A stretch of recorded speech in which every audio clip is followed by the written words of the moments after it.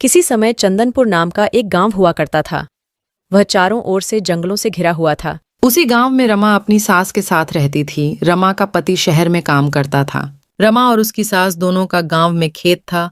दोनों खेत में काम करते थे। उन दोनों ने अपने खेत में भी एक कुटिया बना रखी थी। वहां वो रात में भी रुक जाते थे। एक दिन रमा खाना बना रही थी, तब रमा की सास रमा से बोलती है, देखो बेटी रमा, मैं दूसरे खेत में जा रही हूँ, तुम खाना बनाकर रख देना, मैं जल्दी ही आ जाऊंगी। और फिर रमा की सास उसी रात दूसरे खेत में चली जाती है।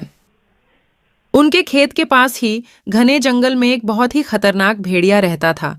वह लोगों को मारकर खा जाता था। और फिर वो भेड़िया दबे पांव रमा की सास के पीछे लग जाता है।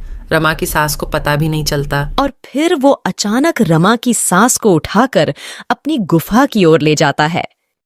इधर काफी रात हो जाती है, पर रमा की सास अभी तक वापस नहीं आती है। रमा को बहुत चिंता होती है। वह परेशान होकर झोपड़ी के बाहर बैठ जाती है।